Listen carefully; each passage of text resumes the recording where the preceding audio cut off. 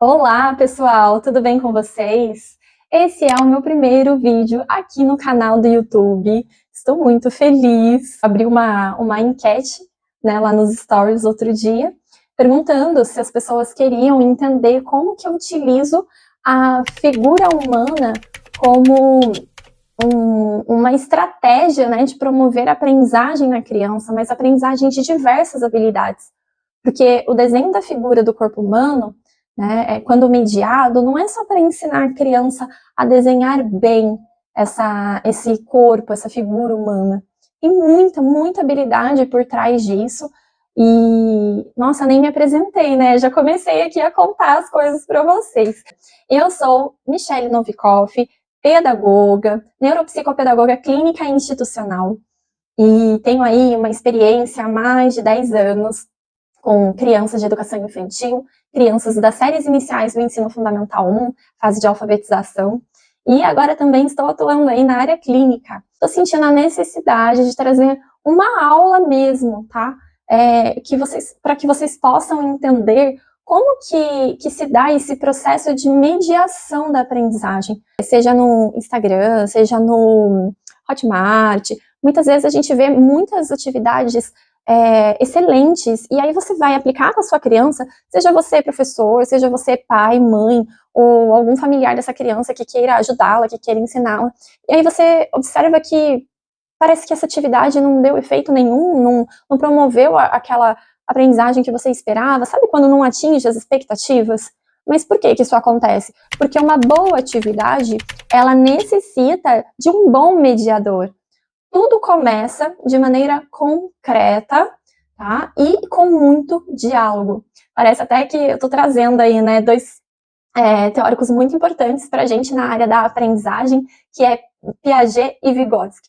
E é verdade, gente, a gente tem muito desses dois teóricos na nossa prática. Piaget por conta das interações ali da criança com o concreto, e sempre a gente pensando em respeitar o como essa criança pensa, e a partir das hipóteses que ela faz, a gente vai ali promovendo um conhecimento mais refinado. A gente tem muito de Vygotsky também, porque a gente precisa promover essa interação entre você e a criança aprendente, tá? Por meio do diálogo é que a gente vai construindo também muito conhecimento. Eu começo utilizando os blocos lógicos para representar a forma principal do corpo humano. Os blocos lógicos, se você não conhece, são peças com 4 atributos. Primeiro atributo, as formas geométricas básicas: quadrado, triângulo, retângulo e círculo. O segundo atributo é a cor. A gente tem 3 cores: vermelho, azul e amarelo, que são as cores primárias. Além desses 2 atributos, forma e cor, a gente tem também a espessura, tem peças que são grossas e tem peças que são finas, e temos também o atributo do tamanho, tem peça grande e tem peça pequena. Começo a atividade informando para a criança que nós vamos construir o desenho da figura humana e que vamos usar os blocos lógicos para isso. É muito importante que a gente informe a criança sobre o que nós vamos fazer, para que ela entenda o objetivo daquela atividade e também para que ela vá ampliando o vocabulário. Então, por exemplo, ao invés de eu falar assim, vamos construir a figura humana com essas pecinhas, eu até posso falar isso, mas quando eu informo que essas peças têm um nome, que são os blocos lógicos, eu amplio o vocabulário dessa criança, tá? Eu coloco uma folha de sulfite na mesa e coloco todas as peças também dispostas ali na mesa, tá? Para a criança ficar bem à vontade para pegar a peça que ela precisar, e peço para ela olhar para mim. Aí a gente entra num campo de experiência que é o eu, o outro e o nós, que é se perceber e perceber o outro em um ambiente, e também no conceito de identidade, quem eu sou e quem é o outro. Então eu falo assim para a criança, olha para o meu rosto, você acha que o meu rosto, e aí eu vou fazendo esse movimento, porque sim, gente, eu quero induzir a criança a perceber essa forma mais arredondada, tá, do rosto, que é mais próxima do círculo. Nosso rosto não é exatamente um círculo redondo, certinho, mas é a forma que mais se aproxima, tá? Então eu falo assim para a criança, olha para o meu rosto, ele se parece com qual forma? Aí eu dou as opções, com o quadrado, com o retângulo, com o triângulo ou com o círculo. E aí a criança observa essas formas, tá? Olha para o meu rosto, observa a forma novamente e aponta para mim qual a forma que ela acha que é mais semelhante. E a gente espera que ela aponte para o círculo. Caso ela não aponte para o círculo, aí a gente vai investigando o que essa criança pensou, qual foi a ideia, qual foi a hipótese dela, até a gente chegar em algo mais próximo da realidade, tá? Do conceito que a gente espera que ela adquira. Então, eu peço para a criança pegar esse círculo e colocar na parte de cima da folha de sulfite, para a gente começar a construir essa figura do corpo humano. E aí, olha só que bacana, a gente já tem aí um primeiro conceito matemático. Parte de cima, o que é em cima, o que é embaixo. Parece óbvio, não parece? Mas tem muita criança que ainda não tem a noção dos conceitos de matemática, ainda está construindo esse repertório. Aí eu vou para o próximo passo, que é o pescoço. E aí eu volto o olhar dessa criança de novo para mim. Olha, agora você já viu que eu tenho uma cabeça que parece, né, com um círculo. Agora vamos olhar, o que é isso? Você sabe o nome dessa parte do corpo? E eu vou contornando para a criança, para que ela faça associação com um retângulo. Se a criança utiliza uma peça muito grande para representar o pescoço, lembra que eu falei para vocês? Tem a peça grande e tem a peça pequena, tá? De todas as formas. Aí o que você vai fazer? Você vai levá-la a uma reflexão sobre a proporção das medidas ali que ela está utilizando para montar essa figura humana. Então você pergunta, olha, você acha realmente que o meu pescoço tem esse tamanho tão grande? Olha bem para o círculo que você colocou para representar a cabeça. Agora olha a peça que você pegou para representar o pescoço. E é muito bacana essa dinâmica da criança olhar o corpo, colocar a peça para construir essa figura humana, porque a gente trabalha duas coisas muito importantes. A primeira, o planejamento, que é uma função executiva. Se você não sabe o que é função executiva, eu gravo um outro vídeo depois explicando sobre isso, tá bom? E além disso, a gente trabalha uma outra habilidade que se chama habilidade de análise e síntese. Então, depois que a gente chega nessa parte do corpo, a criança já começa a ficar bem empolgada e a falar, agora é os braços, né, tia? Agora é a perna. Então, ela vai conseguindo entender aquilo que ela já construiu e o que precisa ainda ser construído nessa figura humana.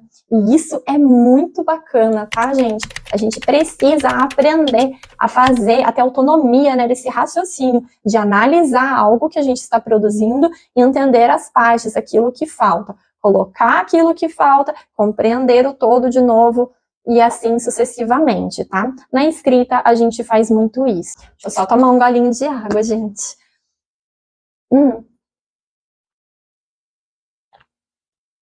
Agora, vamos para a parte 2. A parte 2 é representar essa figura humana na folha de sulfite usando um lápis de escrever. A gente vê se a criança está tendo um planejamento lógico para fazer isso. Por que eu tô falando, gente? Porque tem criança que às vezes começa o desenho da figura humana pela mão, às vezes começa o desenho da figura humana pelo pé, e aí, quando essa criança chega no final do desenho, tá aquele desenho todo esquisito, sabe? Todo desproporcional, de tamanho, uma coisa não tá grudada na outra, aí fica aquele monte de coisa jogada, fica uma coisa meio abstrata, sabe? Por quê? Porque não houve planejamento. Se a criança faz uma coisa diferente, você vai lá na figura que a criança construiu dos blocos lógicos e faz ela voltar a sua atenção, né? E voltar a sua percepção para a forma. Tem uma coisa muito importante que eu quero falar para vocês, gente. Quando você faz essa atividade com a criança, não é para você colocar ela dentro de uma caixinha, de um modelo único de fazer um desenho. Não é nesse sentido, tá? É no sentido de você trazer uma percepção e desenvolver habilidades. E essas habilidades, elas serão essenciais para outras tarefas, outras habilidades e até mesmo para que a criança adquira algumas competências, por exemplo, na escrita, tá bom? Isso vai influenciar na escrita. Até mesmo a criatividade precisa de uma referência, de experiência. Ainda que a criança tenha uma dificuldade, para que ela consiga superar, às vezes a gente vai precisar fazer esse processo de mediação e dar um ponto de partida, dar uma referência para ela.